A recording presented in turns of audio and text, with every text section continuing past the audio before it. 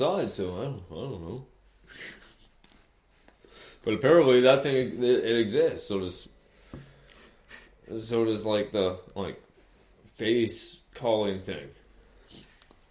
Video calling, that's it. Video calling. I don't like using video calling because I don't like the way I look on camera. I look high all the time.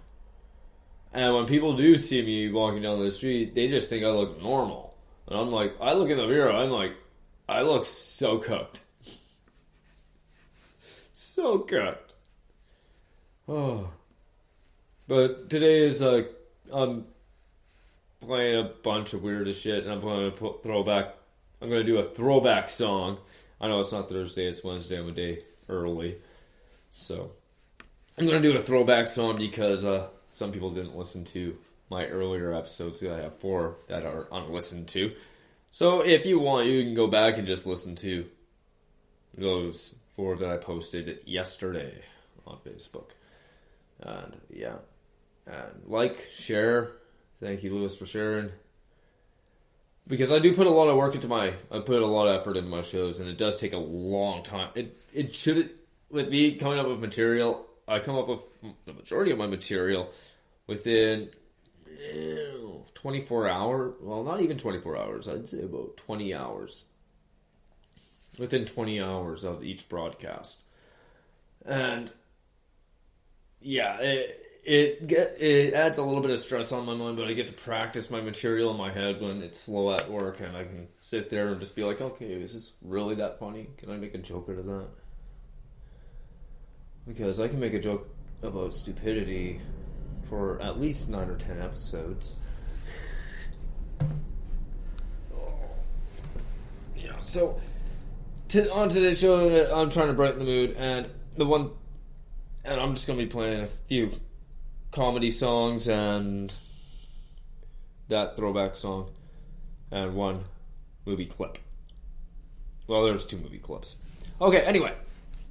So, I realized something yesterday while I was at work. Nobody has any manners. People don't have manners. People aren't polite. People aren't courteous. That doesn't exist anymore. It's the era of me. That's what I call it, is the era of me. Because everybody has their nose in the air. Everybody thinks they're better than everybody else. And it's really, really annoying when you try to be generally polite and well-mannered, because that's the way I was raised. When you get shocked by a cattle prod to, teach you please and thank you and excuse me and please may I, and not to wear your hats in the house, not to wear your shoes in the house, or you get shocked by a cattle prod. Yeah, that's how I was raised. I call that country living. My grandfather was a hardworking trucker. He hauled cattle, and whenever his grandkids were over, if we weren't polite and we didn't ask politely for things, we got shocked by the cattle prod. If we burped and didn't say excuse me, we got shocked by the cattle prod. If we farted and didn't say excuse me, cattle prod. Easy. That's how we were raised. It didn't take us long to catch on that, good things happen when you're polite. Nowadays, in the me era, you can say thank you to a person and they just look at you like you're like, fuck you. Okay, I just did a service for you and you can't even say thank you. And that happens out of probably about, I'd say 10 out of 15 customers do that. Where they just completely snub you for no reason. And I like customer service at the fact because after the customer leaves, I can make fun of them. Kind of like I'm doing now. And it was funny because I was standing probably not even 10 feet away from the customer. I'm like, thank you, have a great day. And they just looked at me. They're like, yeah, whatever. Get on the car, slam the door. I'm like, wow, you're welcome. I didn't have to serve you. I did it anyway because it's my job and I get paid to do it. You're lucky. Oh, yeah. So to me, there is no and I just blame that with the change of the times and technology because people don't pay attention enough to actually acknowledge anyone. Like I said yesterday, it's the phones. The phones are a major issue in the world today, and technology is kind of killing how people socialize. But that's growing up now. Like, kids have all these things to, like, keep them sitting inside. And when I was growing up, we were taught to enjoy the outdoors. What's so scary about the outdoors now than back then? It's the same fucking thing. It's because everybody thinks, oh, my kid's going to get kidnapped. You want to know the odds of your kid getting kidnapped? I'm pretty sure it's really, really slim. I'm just going to look this up right now. Just give me a second. I'm pretty sure it's pretty slim. Pretty slim. And parents monitor their kids. And that's the thing. There we are.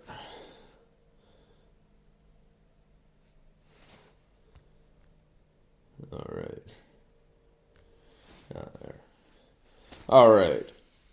1 in 310,000.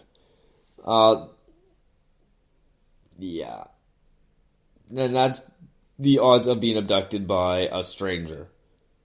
And 1 in 600... Wait. A child is more likely to die in a plane crash. Yeah. 1 in 610,000. Well, that just means... Just give me a second. That just means that kids are more likely to die in a plane crash than getting kidnapped by a stranger.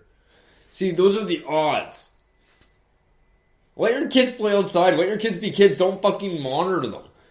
Yes, let them have a phone, but you don't have to sit at home looking at your phone every, hour to see where your kids are. Oh, I was a kid once. I know how kids act. Yeah, but here's the thing. Your parents didn't trust you, so you rebelled. My dad didn't really trust me all that much. So guess what I did? I rebelled. As soon as you put trust into your kids and let your kids be kids, they'll stop rebelling because they'll be like, oh, okay. Yeah, it's okay to call and check up on them every hour and a half, but don't sit there and monitor them and then see, oh, they went over here. I'm going to call them and see where they are, see if they're going to lie to me. Have some fucking faith. Have some fucking trust. It's just disgusting. It's so disgusting that people just let technology basically raise their kids. Like, what the fuck? I ever have kids, if I've ever, knock anybody up and I have a kid, I'm going to let my kid be a kid. In the winter, if they want to play hockey, they can play hockey. I'll allow it. In the summer, if they want to play baseball, I'll allow it. If they want to play soccer, no. Oh, I'm not paying money for you to run around, chase a ball. Here, have a stick and a puck. Yeah. Now that's hockey. That's growing up. You're going to learn to be true dodgeballers. Then you've got to learn the 5 Ds of dodgeball. Dodge, duck, dip, dive, and dodge. If you master the 5 Ds, no amount of balls on earth can hit you. Quebec, go ahead. Me or... Yeah, shouldn't we, learn by dodging balls that are thrown at us, or... That's what this sack of wrenches is for.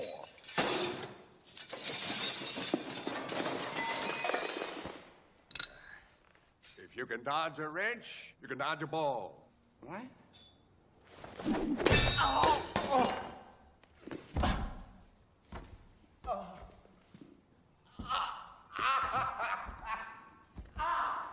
Any other questions?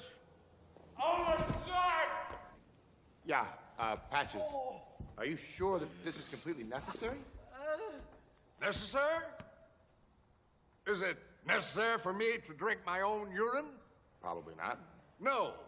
but I do it anyway because it's sterile and I like the taste. Okay. And if you're going to lead this squad to LaFleur, you've got to learn to do the dance in the dark. Yeah, put that on. All right, ladies, buckle up. It's showtime. There you go. Dodge, duck, dip, dive. Dodge. Dip, dive, dive. I've got 3 weeks to whip you suck-ass fader junkies into shape. Come on! I get better runs than my shorts. Catch them all, one of their guys goes out. One of our guys comes back in. That's the way you hurt them. That's the way you win. Let's go, a little hustle here.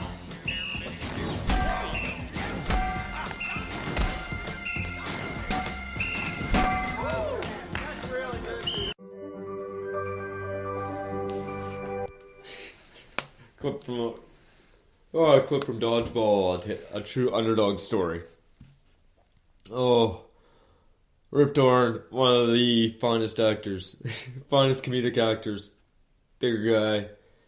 Oh, but man, he was funny. My favorite scene in that movie is if you can dodge traffic, you can dodge a ball. That he has Justin Long running across a fucking busy freeway. And that scene I just love is because he's like, that's what these sack of wrenches are for. And he's just sitting there hucking wrenches at people from a wheelchair. Oh, Patches. Oh. So, yeah, and it's funny at work. A customer comes in the other day. It's just like, oh man, where are you from? You got a little bit of an accent there. I'm like, well, I'm from the Interlake. Interlake, yeah, Interlake, Manitoba. Just a little rural community in between the lakes. Well, about 7 or 8 towns, and he's just like, what, really? I'm like, yeah. He's like, whereabouts? I'm like, well, Balmoral, Stonewall, but mainly Balmoral. And he was just like, wow. He's like, I thought you were from, like, Newfoundland, just by your accent. And I'm like, I'm not a fucking Newfie. Far from it, actually. I'm a true Manitoban. But I got a good kick out of it, because I get customers like that saying, oh, you know, you got a very unique accent there. Where are you from? I'm from Canada, eh? I live in an igloo and I have a pet polar bear. His name is Shamu. You fucking goon. I found it funny. And it's also funny because coming from a small town living in the country, because I don't look like I listen to country music. I really don't. I walk around and people think that I'm listening to rock music. Joke's on you, I'm listening to Keith Urban. Fuck you, I'm listening to Zac Brown Band. I do listen to country music from time to time. I have an appreciation for all music, so I listen to absolutely everything. Except for some rap. Well, all rap, really. I'm not a big fan of rap. Never have been. Because I like understanding the lyrics, and rap to me is always about banging bitches, getting drunk, doing copious amounts of drugs. To me, that's rap. Eminem, I can listen to some of his tracks because I have respect for the guy because of where he's come from and what he has gone through. And yeah, but rap really has never been my thing. And country has always been there, and it's always it'll always be a part of my life because that's where I came from. I came from the country, so you know, people say that I'm a country boy stuck in the city. No, I'm just me stuck in the city. Yeah, so, alright. And the other thing about coming from a small town, a small community, is that I kind of had an obligation to check IDs before I asked anybody out. You know, My family members got around.